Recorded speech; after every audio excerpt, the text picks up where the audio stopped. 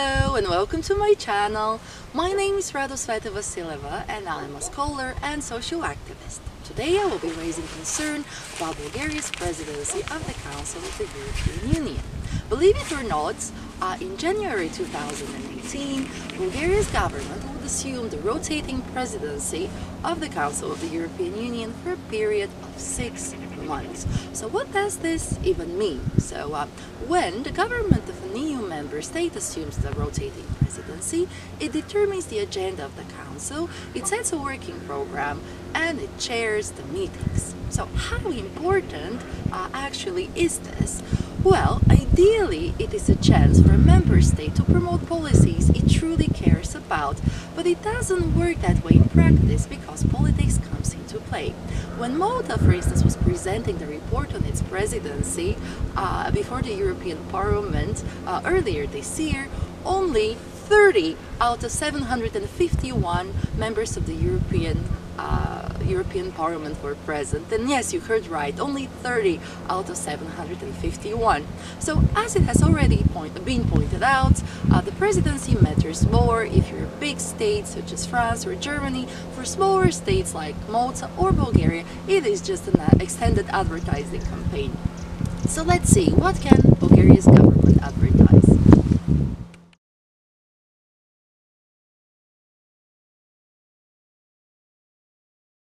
In 2015, a survey by Eurostat discovered that Bulgaria is the unhappiest nation in the European Union.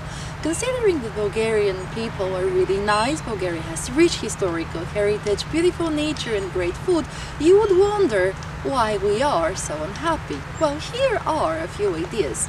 First of all, Bulgaria has the lowest GDP per capita in the European Union, which makes it the poorest country in the European Union. In addition, ever since Bulgaria joined the European Union in 2007, foreign direct investment has been steadily declining. As you can see on the graph, it's pretty catastrophic. So why is that? Well, first of all, Bulgaria has severe problems with lack of rule of law. Second of all, the expropriation risk is pretty high. That's why it's not surprising that there are a few pending cases before the Center for the Settlement of Investment Disputes in Washington, D.C. And third of all, Bulgaria has severe problems with corruption. According to Transparency International, Bulgaria not only is the most corrupt country in the European Union, but it's even more corrupt than failed states in Asia and in Africa.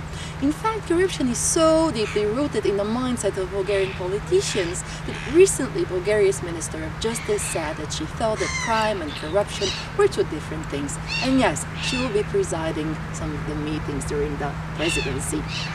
Now, it's also worth mentioning that Bulgaria has severe institutional problems, and that's why there's no confidence in Bulgaria's institutions. Bulgaria's prosecution, for instance, currently benefits from just 6% public confidence. Bulgaria's courts benefit from 8% public confidence, and Bulgaria's parliament from 9% public confidence. And of course, international organizations are aware of these issues.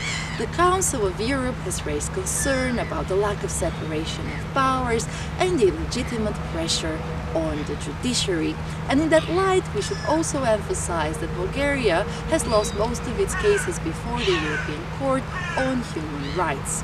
The country is torn by scandals all the time, scandals about corruption, illegitimate pressure, etc. So as you can see, the macro picture doesn't look promising. Let's take a look at the specifics too.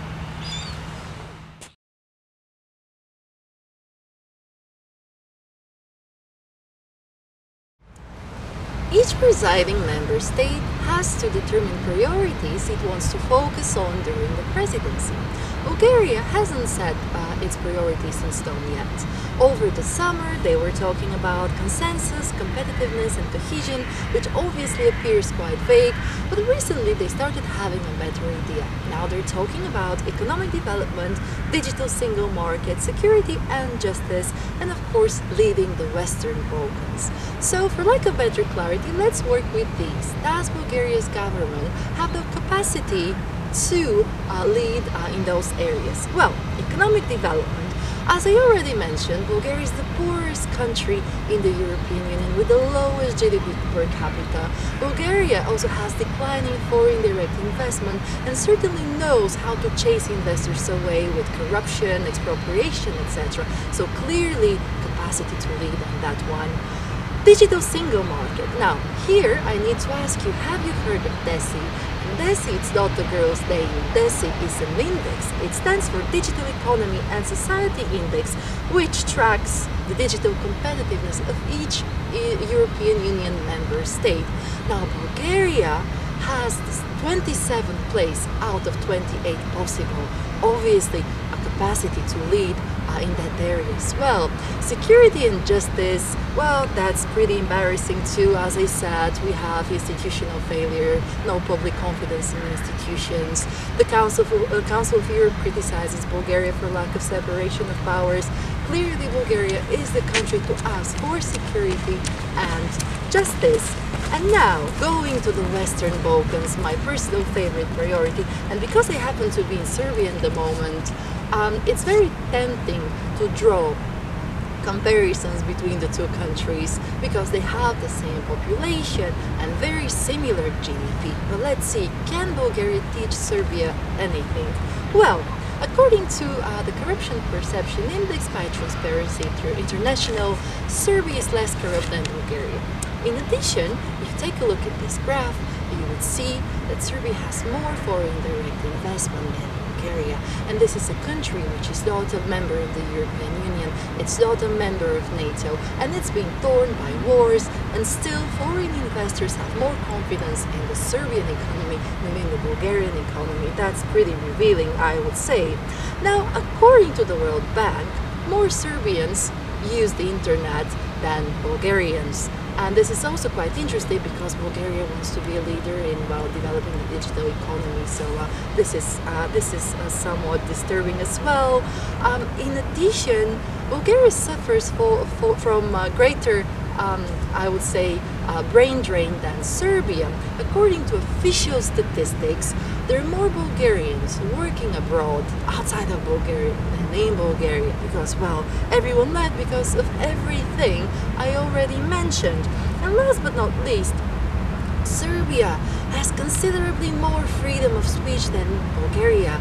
According to the Freedom of Speech Index by Reporters Without Borders, Serbia is 66th in the world, while Bulgaria is 109th. And this may explain why you may have not heard of some of the data I just discussed.